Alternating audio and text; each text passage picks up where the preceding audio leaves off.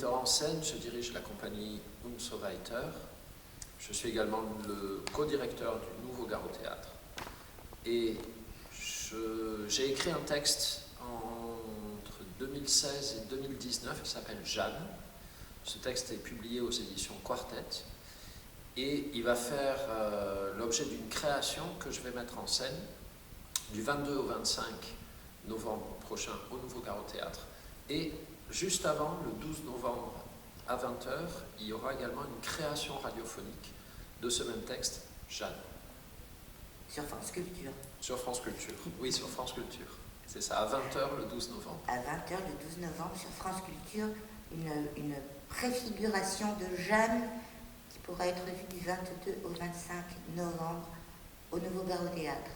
Et moi je suis Ziza Pilot et je collabore artistiquement avec Yann Allégret et la compagnie Unsoweiter autour de la création de Jeanne.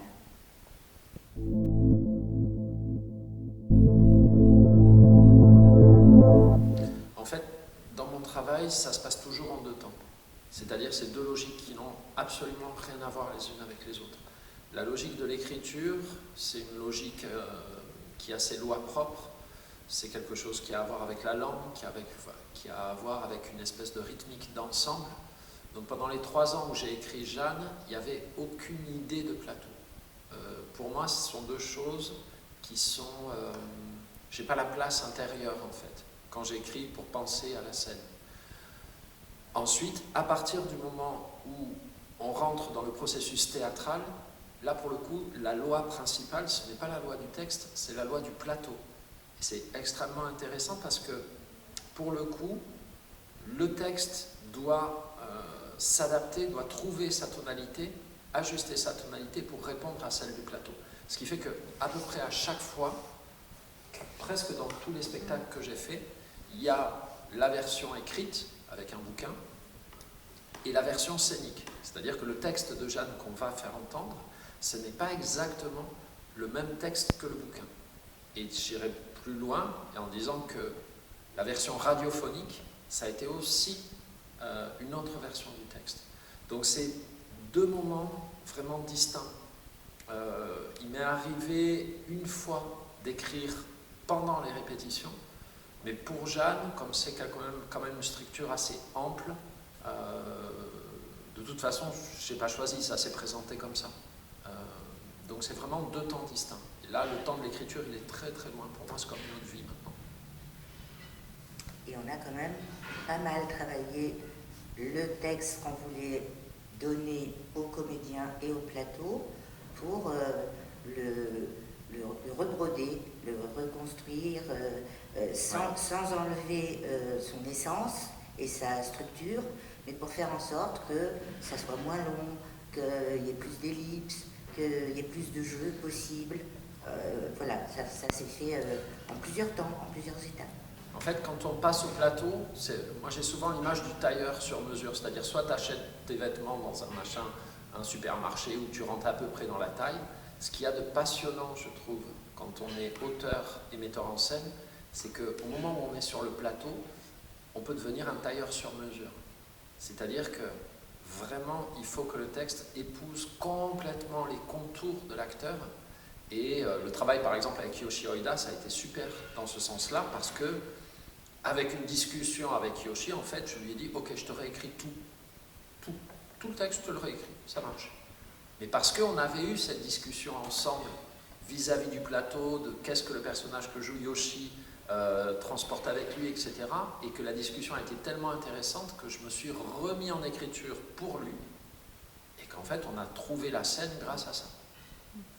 Donc il y a vraiment, on essaye ouais, c'est ça, faire quelque chose, un vêtement sur mesure. La place laissée aux acteurs, qui sont 4 sur le plateau, Julie Moulier, Jeanne, Olivier Constant, Éloi, son compagnon, Yoshi Oida, le vieil homme étourneau, Olga Albinova, Lou Reed, un personnage hybride, on va dire. La place qui leur est laissée, elle est importante. Ils ont possibilité de de transformer le texte et on s'y remet avec eux pour faire en sorte que ce qu'ils ont à dire corresponde véritablement à ce qu'ils ont envie d'exprimer. Et ce qui fait qu'il y a quatre caractères, quatre personnages, pour le dire un peu vite, qui jouent ensemble sur un même plateau et qui font en sorte que leurs univers se rejoignent ou pas, fusionnent ou pas, s'interagissent avec beaucoup de choses en creux qui vont arriver à faire un paysage plus grand que ce qu'on pensait et plus grand que la lecture pourrait le laisser supposer. Jeanne, c'est une pièce avec un personnage principal. Vraiment, c'est le trajet d'une femme. La pièce commence, cette femme ne rentre pas chez elle, n'est pas allée au boulot, n'est pas allée chercher ses gosses. On ne sait pas pourquoi, elle ne sait pas pourquoi, mais elle est incapable de rentrer. On commence par une espèce de, comme une sidération en fait. Et toute la pièce, ça va être le chemin à partir de cet arrêt inexplicable et inexpliqué. Et qui ne sera pas expliqué. Et après, les spectateurs, chacun va se faire son idée là-dessus. Mais en fait, pour aborder le travail, et notamment la place laissée aux acteurs, il y a, grosso modo, il y a deux manières de faire, de mon point de vue. Il y a soit considérer que vraiment on a Jeanne, le personnage principal, et ensuite les trois autres qui sont derrière, soit, si on se donne le temps de chercher, de déplier les choses, ce dont on s'est aperçu en fait, c'est que le trajet de Jeanne, ça pourrait être n'importe qui. Ça pourrait être n'importe qui. Moi, j'ai voulu le personnage le plus banal possible. Parce que ce type d'arrêt-là, on le porte tous en nous. Et de ça, je suis absolument sûr. Donc, ce que j'ai fait, en fait, j'avais rencontré aussi, avant le démarrage des répétitions, Peter Brook. J'ai eu la chance de le rencontrer pas très longtemps avant sa disparition.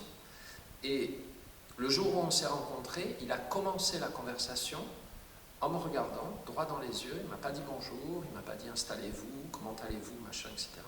Il savait que j'étais metteur en scène et auteur.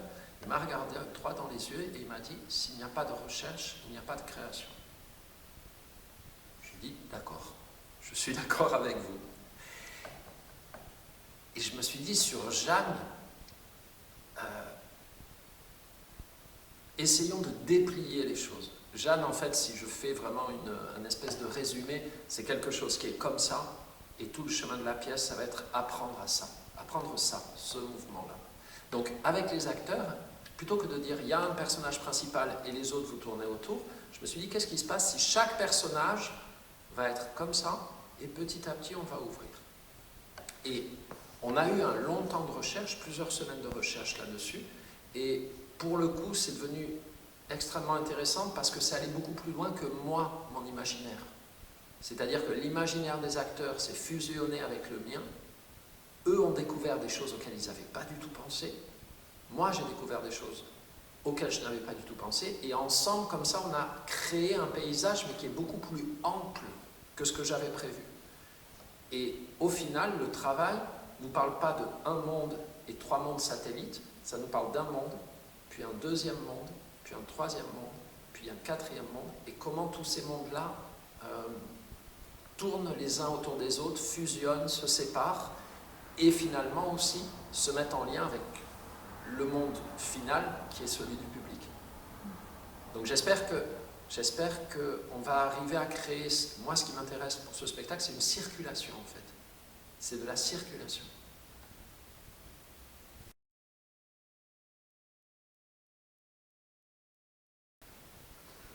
Le silence, c'est le creux. Le silence, potentiellement, c'est un infini. C'est-à-dire le silence, dans le silence, tu as toutes les cendres et toutes les traces de ce qui a été dit, et tu as en germe tout ce qui est à dire, tout ce qui va arriver. Donc c'est un infini, c'est un endroit dans lequel la notion de temps, par exemple, tu peux jouer vraiment avec ça. Et ensuite, après, le silence au plateau, c'est ce qui peut créer de la respiration. C'est-à-dire, on doit faire attention à ne pas être dans le plein. Comment te dire ? Si je veux que quelqu'un trouve sa place dans une proposition, Si la proposition que je lui fais, elle est pleine, si je ne crée pas de vide à l'intérieur de ça, il y a moins de portes d'entrée. La personne aura plus de mal à entrer. Et comme moi je cherche des circulations et aussi des circulations avec le public, ben donc ça veut dire qu'il faut travailler aussi le creux. Parce que le creux, c'est aussi un endroit où l'imaginaire du spectateur peut s'emparer de quelque chose. Si je lui pointe du doigt et que je lui dis c'est ça que tu dois voir, c'est ça que tu dois comprendre, il y a des abonnements Netflix, hein, c'est beaucoup plus simple. Hein. Tu es chez toi, tu n'as pas à te déplacer, etc. Mais si on veut chercher un peu autre chose, le silence, il a une place. Il a une place. Et dans la pièce de Jeanne, le silence, il a une place fondamentale. Parce que je pense en plus que souvent, les mouvements intérieurs qu'on traverse tous, ils se passent dans le silence. Ça se passe dans le creux. Et après, ça devient visible, on peut mettre des mots dessus. Mais très souvent, ça se passe dans le creux. Donc comment nous, on cherche à faire à la fois dire le texte, mais en même temps, si on ne fait que dire le texte, on passe à côté de quelque chose que dit le texte, qui est l'importance du creux, du moins et du silence. Donc là, on est en train d'essayer de créer des équilibres là-dessus. Il y a je ne sais plus qui avait parlé d'un musicien et qui disait que après que les morceaux de musique soient finis, le silence qui suit, c'est encore de la musique. Il me semble que c'est adaptable à Jeanne. C'est-à-dire que ce silence, quand il y en a, et il y en a, il n'est jamais vide. Il n'est pas fait non plus pour se remplir, mais pour prendre un temps de respiration et de partage aussi. Parce que la respiration, c'est le partage. L'air qu'on respire, il est commun. Et que ces temps de creux et d'attention permettent aux uns et aux autres une respiration et peut-être une évolution ou permettre de repartir sur quelque chose. Ce creux-là, il est nécessaire pour se poser et continuer.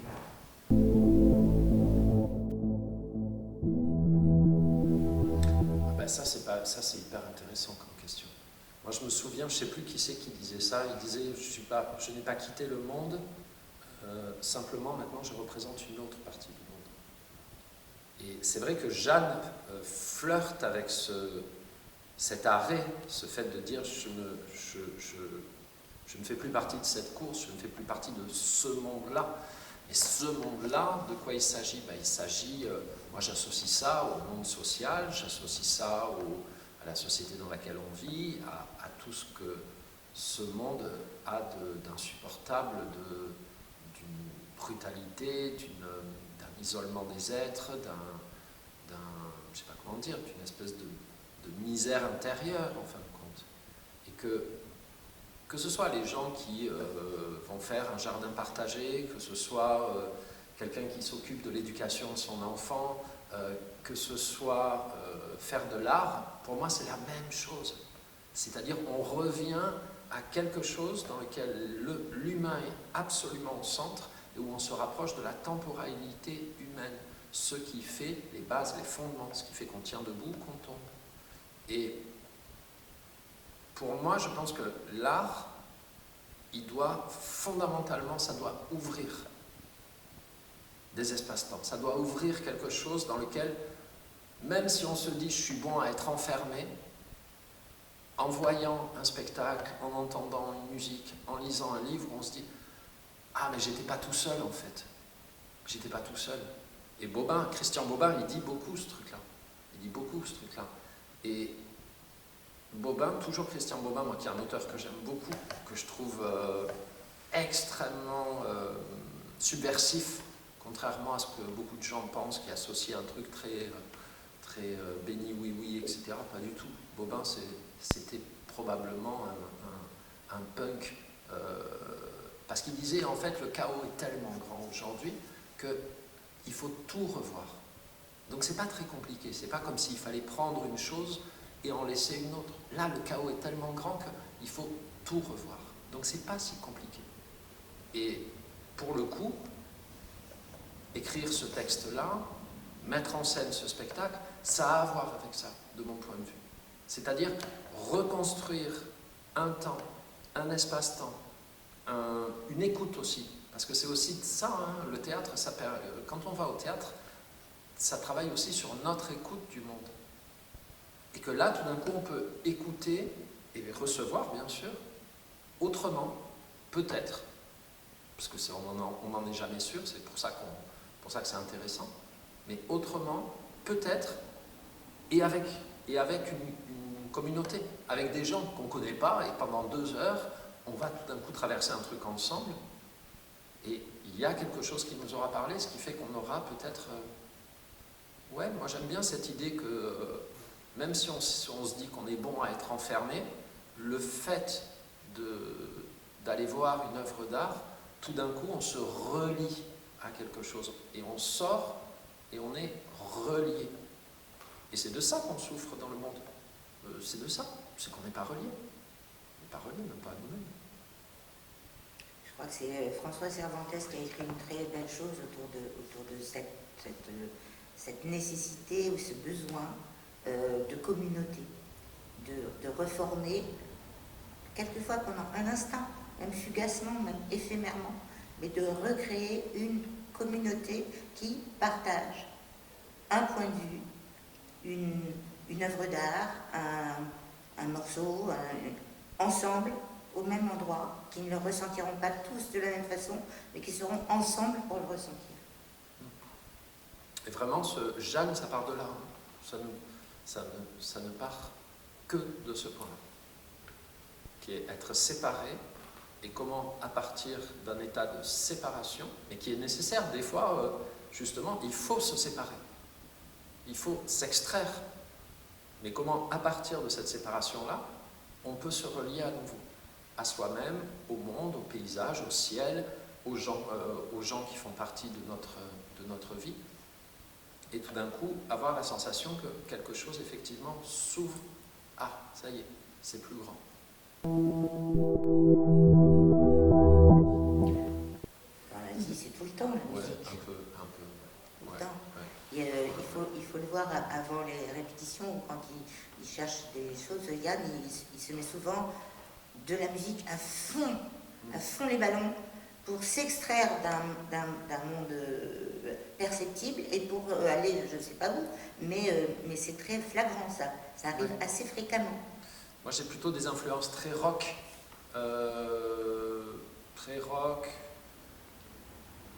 le hip-hop des années 90, NTM, enfin, voilà, c'est des valeurs sûres. Et après, ça va vers Arvo Pärt, l'Adagio pour cordes de Samuel Barber, Bach, toutes ces choses-là. Mais c'est vrai que la musique, Nils Fram aussi, la musique, elle est extrêmement importante pour moi. C'est quelque chose dans ma vie qui est extrêmement important. Après, au théâtre, ce qui est intéressant, moi j'ai toujours travaillé avec des musiciens. J'ai fait, je crois, un spectacle au tout début, il y a très longtemps, où j'avais mis un titre de Tricky, un titre de machin. Et après, j'ai eu la chance, en fait, de rencontrer des musiciens. Et là, c'est devenu vraiment intéressant. C'est-à-dire qu'il y ait de la musique qui soit créée pour le spectacle. Alors, la musique créée pour le spectacle, c'est des aventures humaines à chaque fois. Et là, c'est vrai que c'est la première fois que je travaille avec Demi-Mondaine. Alors, Demi-Mondaine, j'ai pu la voir au Nouveau Gare au Théâtre. J'ai été littéralement punaisé au mur par un titre. Demi-Mondaine ne connaissait pas la pièce Jeanne. J'ai écouté ce titre et je me suis dit, tiens, c'est marrant, elle vient de me résumer ma pièce. Mais vraiment, résumé. Et les mois sont passés, je n'en ai même pas parlé. Les mois sont passés et j'écoutais ce truc. Je ne sais pas, 200, 300, 500 fois peut-être. Et dans tous les contextes. Et après 500 fois, je me suis dit, bon, je pense que c'est stable. Là, je suis allé la voir, je lui ai dit, ok, ce titre-là, pour moi, c'est cette pièce. Est-ce que tu veux bien la lire? Est-ce que tu veux bien me faire la musique du spectacle? Elle a lu la pièce, elle m'a appelé, elle m'a dit, Jeanne, c'est moi. Et j'ai eu beaucoup, comme ça, de lecteurs et de lectrices, des hommes comme des femmes, ou des auditeurs, des spectateurs de lecture, des choses comme ça, qui viennent me voir après et qui me disent, Jeanne, c'est moi. Ben oui, je sais. Oui. Et donc, Béa a dit, Jeanne, c'est moi. Je lui ai dit, je suis d'accord. Et à partir de là, on a noué cette collaboration. Et donc, Demi-Mondaine nous fait une création originale pour ce spectacle, ce qui est une grande chance.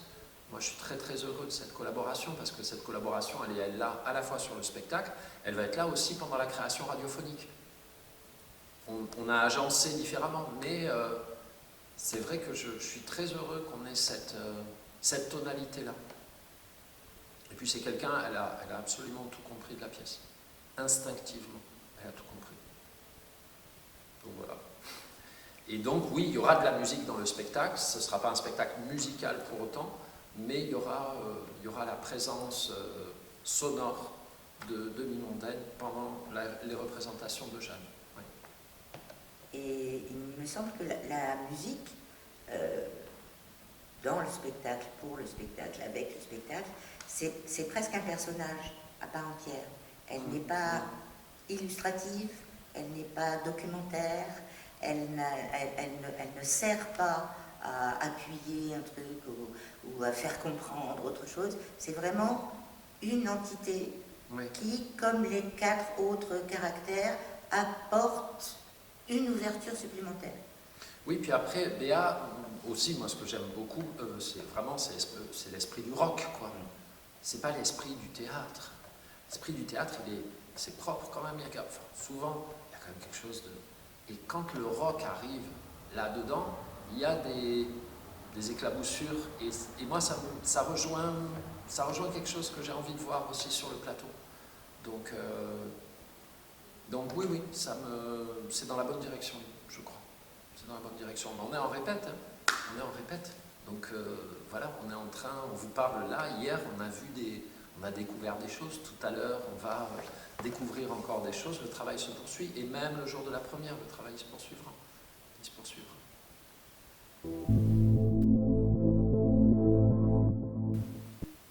Disons, après, les dates, c'est assez étonnant en fait ce qui se passe comment les choses se rejoignent par rapport à novembre, où moi j'aboutis là une aventure. Alors comme j'écris, ça prend du temps, hein, mais là je vais aboutir une aventure qui aura commencé en 2016. Et donc forcément ça me fait quelque chose, parce qu'en plus j'aboutis l'aventure dans le lieu que je co-dirige avec Diane Landreau. C'est la première création en fait que je fais au Nouveau Gare au Théâtre en tant que co-directeur. Et forcément il y a une émotion particulière, parce que on va avoir cette naissance d'une création sonore. C'est une création de 2 heures qui va être écoutée par 50 000 personnes ou plus le dimanche 12 novembre à 20h. Et après, il y a ce moment où toutes les choses convergent, toutes ces lignes vont converger pour la création du 22 novembre. Donc oui, forcément, je suis très, très heureux et très impatient d'y être. Moi, je voudrais ajouter que cette création de Jeanne, c'est bien sûr l'écriture de Yann Allégret, c'est sa mise en scène, c'est son projet, mais c'est un projet qui est fait avec une équipe. Oui, totalement. Et une équipe qui est extrêmement à l'écoute, extrêmement en proposition, et ça depuis des mois. Que ce soit les comédiens et comédiennes, bien sûr, que ce soit Philippe Daven ou Vivien Chalin qui sont plus à la technique, que ce soit Anne Leray ou Al Tatou qui ont été là à l'élaboration de la scéno, que ce soit l'équipe de Gare au Théâtre, Marie-Lou, Fanny, Diane, Julie, Doumé, etc. Ça ne peut se faire que parce qu'on est une équipe, et une équipe soudée. Ça ne veut pas dire qu'on ne s'engueule pas et que tout est une vallée de miel et de roses, même si on est plutôt dans une grande écoute et une grande bienveillance, mais que ça tient beaucoup aux participations de chacun, et du bureau Rustine de diffusion, et tout ça. C'est vraiment un travail très complet et très complexe. Ouais, donc on a cette force collective, et on en profite aussi pour remercier nos partenaires, voilà, les autres théâtres, la région Île-de-France, la DRAC, le département du Val-de-Marne, Voilà, tout ça pousse dans le même sens. On approche maintenant de la création et on sait ce qu'on doit à l'énergie collective. Et on lui doit tout, en fait. Donc, tout va bien. See the river, see my vein flowing, growing from the underground.